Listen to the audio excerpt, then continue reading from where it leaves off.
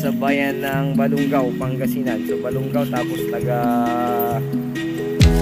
kuya po pa yung agent. Taga Balungaw, di ko alam dito. Taga kuya po kasi may-ari. So 12 hectares, 12.7 hectares. Tapos meron siyang rice land na at least 4 hectares. Parang pasture land pero yung iba no kuya. Pasture land, tatlong titulo. Yung dalawa buhay ang mga nakapangalan. Yung isa mayroong isang matay, so kailangan na extradition. Pero iisa ang seller. Buhay yung asawa, kailangan pa rin na extradition. So along provincial road, tapos meron siyang papasukang right of way. Tara, puntahan natin yung right of way. Yung right of way, ayan, para makita po ninyo. Ayan po. So right of way 3 meters wide no kuya. Meron ding kuryente rito. Ewan ko kung may kuryente rin property, baka wala pa. 3 meters wide, pero ito si seller ang magbabayad pag nabili nyo. No kuya? Tama? Oo, tama. So tara, puntahan natin kuya. 3 meters wide, tapos pero settled na ito. Kailangan na lang bayaran ni kuya pag magustuhan po ninyo itong property na ito. Kulang pa no? Hindi pa siya black and white, pero at least okay na yung usapan nyo rito kasi binigay naman na no? Dinadaanan naman na ninyo.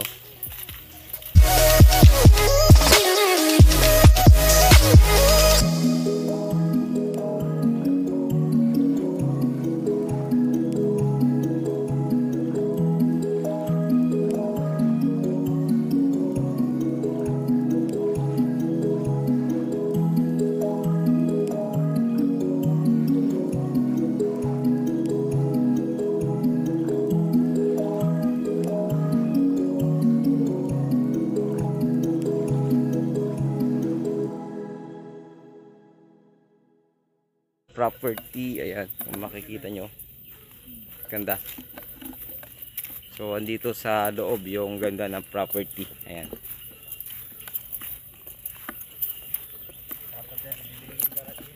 Oh, mayroon siyang fish pan. Ilan ang fish pan nito kuya?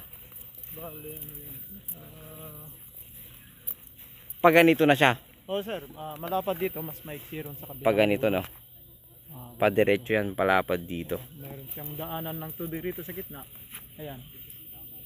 Fish pan to. So doon pag-aari pa ninyo doon. Oo sir. May bakod kasi doon. Oh, yun yung bakod na yun. Yung bakod na yun, yun yung boundary. Boundary. Yun yung boundary. Bandaran. So hindi ko lang matanda kung anong metro. ayan yung bakod. Yung dati na hili-hili. Mas maliwanag dito sir. Sorry. Ayan yung bakod. Ayan. So dito tayo. Tignan muna natin dito sa loob niya para makita natin.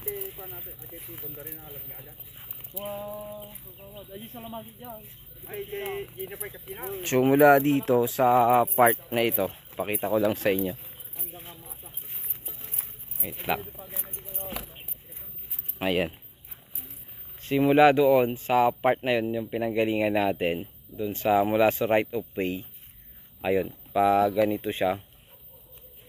Ganyan, tapos hanggang dun sa may bakod. Ayan yung bakod na yan. Hanggang yan yung bakod. Ayan. Yan yung kuwan, tapos pahaba na siya. So pahaba. Pahabang ganun. Ganun pahaba siya. So ulitin ko. Ito yung start ng property. Ayan, start siya. So ano lang siya no, parang hindi siya ganoon kalapad pero pahaba kuya, tama? Oo sir, pahaba. Diretso. No. So at least siguro nasa 100 meters na lapad, then pahaba na no. Kasi mahaba din yun no. Maka nasa 100 meters din no. Meron sir. Meron no. Tingnan lang natin yung kwan kuya. Kung yung masilip lang natin kung ano yung mga laman ng property. So helitype talaga, pasture land lang. Pasture land. So may mga acacia. Ayan, acacia.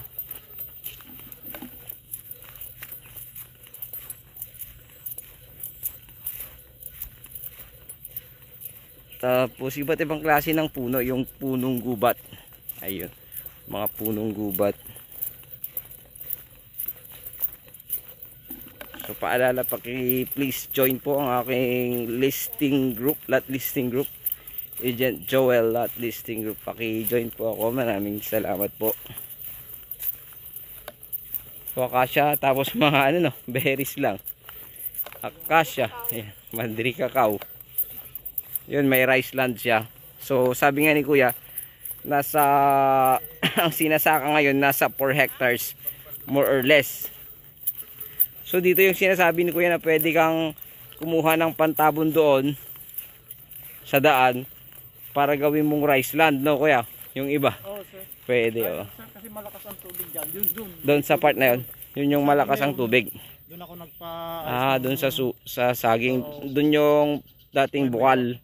Hindi sir, sa baba pa. Pero diyan nag-ayos ako ng isang pyesa lang yan. May tubig na.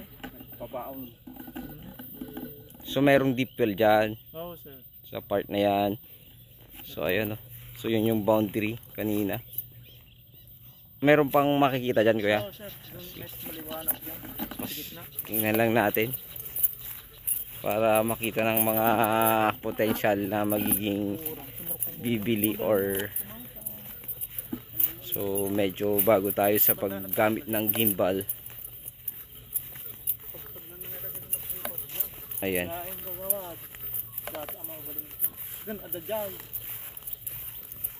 Mabaling dito. Adit na talaga tilihitin mo na galang. Pinasasibig. Maliban dun sa kuya, yun lang talagang pwede mong bilhan ng right of way na malapit. Wala nang iba. Oo sir, yun ang Yun lang. na. Yun yung pinakamalapit talaga. Tsaka sa nasa provincial road, no? So yan yung boundary, yung bakod na yan. Oo sir, patungo dun sa mahigit. Tapos, ay pero nagpaganon garod siya. Hindi sir, Diretso lang to.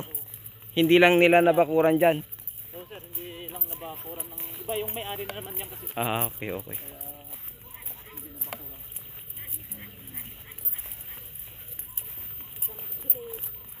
Kamatsili. Mga puno lang talaga na ano, punong gubat. So, Dati acacia marami. mga dito, sir, acacia, kaya lang- pinaputol na. Oo, naputol lang. Paglinisan mo to maging rancho yon, maging rancho or maging kambingan or baka, yung mga yon.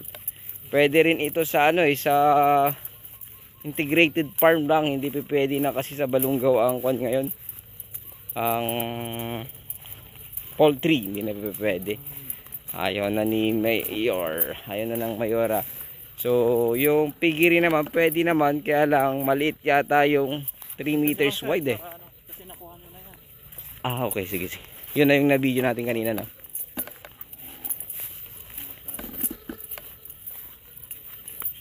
So yung sa piggery, alam ko pwede eh. Pwedeng makakuha ng zoning permit ang piggery. Pero syempre, yung right of way niya kasi 3 meters wide. Pwede bang bumili ng mas malaki doon, kuya? Sa right of way. Wala pa namang ano sir, yung kumbaga dadaanan lang. Pero kung finalize siguro, maaari naman natin. Padagdagan, no? Okay. Pwede. So ang napag-usapan lang muna 3 meters na dadaanan. Pero kung makipag-usap bibilhin, siguro at least magdagdag kung ilang metro pwede naman daw. Makipag-usap kung sakasakaling pumayag yung may-ari ng property na dinadaanan po nila. So, ayan, puro gubat talaga. Pero pag nalinis mo to, ang ganda. Kasi ang ganda na tong ano eh. Ang ganda na nitong pasture land niya. Pasture land. Pang ano talaga siya, pang pwede mong mga baka tulad niya, no? Nakaano lang siya. Nakawala, walang tali. Ayan pa oh. Ayan, mga baka. So ayun. Ganda nito. So 12.7 hectares. 180 negotiable naman siya. So 180 sagot naman capital gain tax. So kung 180, so kung negotiable, bahala na kayo mag-usap ng ating seller. Yan na yung rice land, no? Yung nasa baba ko yan, oh. Meron pa dun sa kabila, sir. Meron pa dun sa kabila. gitna lang yung daanan ng tubig. Sa kabila, medyo maluwang-luwang na yung rice land. So pupunta pa ba tayo dyan? okay lang sa inyo sir, hanggang doon na lang kung pwede. Doon sa Hanggang dyan na lang. kung pwede. Kahit dito na lang tayo, at least paliparan ko na lang ng drone. So ayun, papaliparan natin ng drone mga sir. So ito yung pinakagitna na to kuya, no? Or Gitna na to. gitna na to, no? Oo. Gitna. So halos pasture land talaga, tapos 4 hectares na rice land more or less. So pwede namang i-develop do yung iba na maging rice land para may pantabon doon sa. So may mga kawayan, walang kawayan to na ano no kuya, puro bayog lang, no? Meron sir sa dulo. Ay meron sa dulo, Dito, kawayan. dito sa may south. Dyan sa part na yan. Oo. So at least paliparan ko na lang ng drone, medyo masukal dyan eh. So ayun. Ulitin ko, bayan ito ng Balungaw, Pangasinan. Sukat nito ay 12.7 hectares at 180 per square meter. 3 titulo, buhay po nakapangalan sa dalawa, at sa isa po ay patay yung isa. So may extrajudicial settlement yung isa. So 180 per square meter, negotiable naman po ayon sa ating seller. Malapit siya sa National Highway, mga 5 minutes. Sa Tiplex ito around 10 minutes. Ayan, 10 to 12 minutes nasa Tiplex exit Carmen ka na. So sa ano naman to sa Manila, 2 hours mahigit. Yun, 2 hours mahigit. From town proper ito ng Balungaw, siguro around mga 20 minutes kasi mas malayo ito. Sa halos pagkapares na sila pag sa Rosales, kasi ito dito malapit lang ito dun sa hot spring ng Balungaw, Pangasinan. So ayun, muli maraming salamat. Please don't forget to like and share and subscribe sa aking munting channel, Mucha and Joel Lat Vlog. So paki-visit na rin po ang aking munting listing group. Matagal na yun, 2 years na pala. Hindi ko po napopromote dito sa aking vlog. So meron siyang name na Ijet Joel Lat Listing Group. Ilalagay ko na lang dito sa aking video. So muli maraming salamat. God bless you all.